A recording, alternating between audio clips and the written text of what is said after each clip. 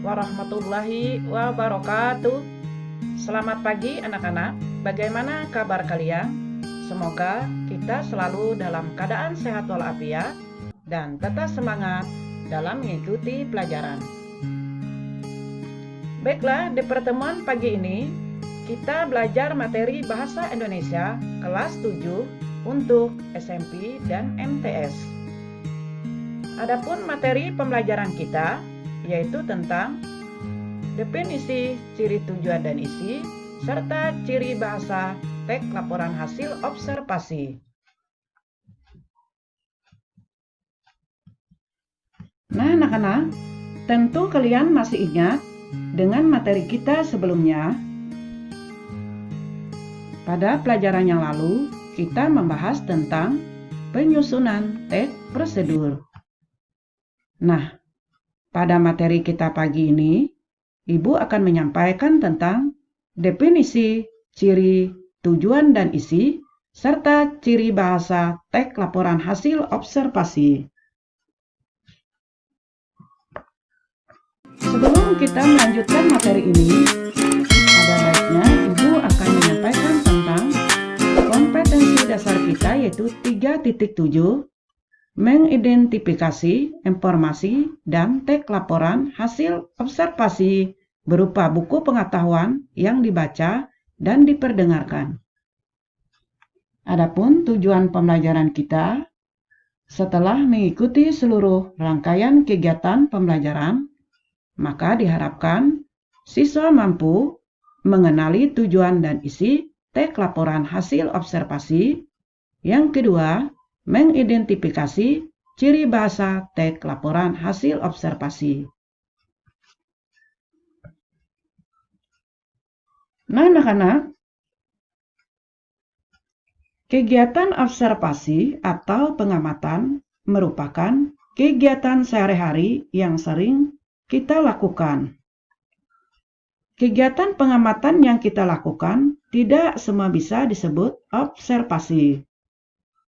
Observasi harus dilakukan secara sengaja, runtut, sesuai dengan aspek-aspek tertentu, dan berdasarkan tujuan yang jelas. Nah, lalu apa yang dimaksud dengan observasi? Menurut Kamus Besar Bahasa Indonesia, observasi adalah peninjauan secara cermat. Bisa juga dikatakan bahwa observasi adalah kegiatan pengamatan terhadap keadaan, objek, atau peristiwa yang akan diteliti. Hasil dari observasi atau pengamatan ditulis dengan lengkap mengenai perincian objek pengamatan. Hasil observasi ditulis dalam bentuk teks laporan hasil observasi. Nah, teks laporan hasil observasi adalah teks yang berfungsi untuk memberikan informasi tentang satu objek atau situasi setelah diadakan investigasi atau penelitian secara sistematis.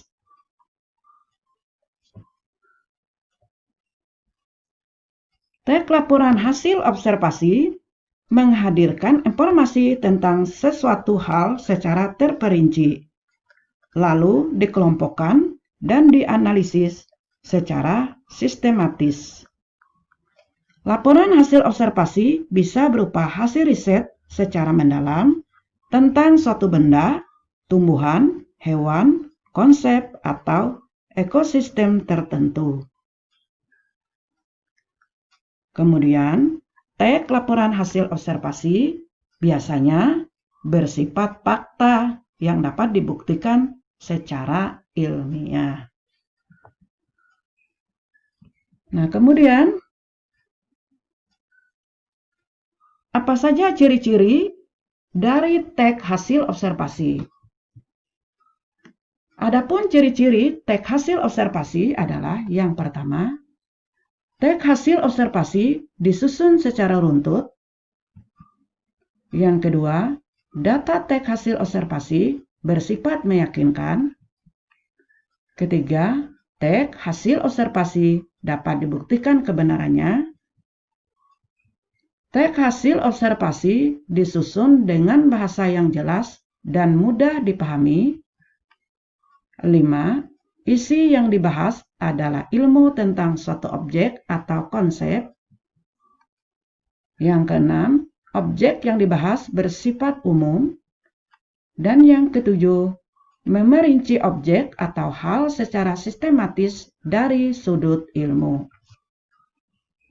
Adapun ciri bahasa teks laporan hasil observasi adalah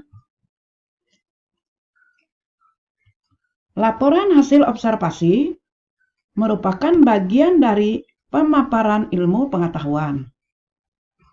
Laporan hasil observasi biasanya menggunakan kebahasaan berupa istilah, yang kedua, kata baku, ketiga, kalimat definisi, dan yang keempat, kalimat klasifikasi. Nah, apa yang dimaksud dengan istilah? Istilah adalah kata atau gabungan kata yang dengan cermat mengungkapkan makna konsep, proses, keadaan atau sifat yang khas dalam bidang tertentu. Makna suatu istilah dapat dicari dengan menggunakan kamus. Kamus istilah yang dapat kamu temukan misalnya istilah ekonomi, kimia, biologi, kedokteran, dan politik. Nah, ini ada contoh istilah dalam bidang biologi. Jadi, istilah dalam bidang biologi antara lain abiotik, asimilasi, komplikasi, ekosistem. Nah, ini adalah istilah dalam bidang biologi. Kemudian adalah kata baku. Kata baku adalah kata-kata yang disesuaikan dengan kaidah bahasa Indonesia yang telah ditentukan. Dalam menulis laporan hasil observasi, diperlukan kecermatan dalam pemilihan kata baku. Penggunaan kata baku dalam laporan hasil observasi tidak dapat diabaikan. Contoh. Ini contoh kata baku dan kata tidak baku. Nah, kata tidak baku adalah analisa. Kata bakunya adalah analisis. Kemudian ada kata tidak baku, himbau. Kata bakunya adalah imbau. Kemudian contoh yang ketiga, kata tidak baku, teknologi. Nah, sedangkan kata bakunya adalah teknologi. Jadi yang kata tidak baku itu menggunakan huruf H, teknologi. Kata bakunya adalah teknologi. Kemudian adalah kalimat definisi. Nah, kalimat definisi adalah kalimat yang mengungkapkan makna, keterangan, atau ciri utama dari orang, benda, atau proses, atau aktivitas. Dalam laporan hasil observasi, diperlukan sebuah definisi yang berupa pengertian. Contohnya, kata vitamin. Nah, definisi dari kata vitamin adalah zat yang sangat penting bagi tubuh manusia dan hewan untuk pertumbuhan dan perkembangan. Kemudian kalimat klasifikasi. Kalimat klasifikasi adalah kalimat yang berisi pengelompokan berdasarkan ciri-ciri atau sifat tertentu. Dalam laporan hasil observasi, kalimat klasifikasi sering digunakan untuk menjelaskan bagian-bagian yang lebih mendalam. Contoh, makhluk hidup dapat diklasifikasi atau dikelompokkan menjadi 3, yaitu manusia, hewan, dan tumbuhan. Nah, ini adalah klasifikasi dari makhluk hidup. Kemudian, informasi dalam teks laporan hasil observasi. Teks laporan hasil observasi memuat informasi penting yang ingin disampaikan peneliti kepada pembaca. Nah, apa yang dimaksud dengan informasi? Informasi adalah penerangan, pemberitahuan, atau kabar berita tentang sesuatu. Informasi penting dalam teks laporan hasil observasi dapat ditemukan pada setiap ide pokok paragrafnya. Ide pokok terdapat pada kalimat utama. Ide pokok adalah ide atau gagasan yang menjadi pokok pengembangan paragraf. Ide pokok terdapat pada kalimat utama. Dalam satu paragraf hanya ada satu ide pokok. Kemudian, langkah-langkah menemukan informasi penting dalam teks laporan hasil observasi. Adapun langkah-langkah menemukan informasi penting dalam teks laporan hasil observasi adalah sebagai berikut. Yang pertama, membaca keseluruhan teks hasil observasi.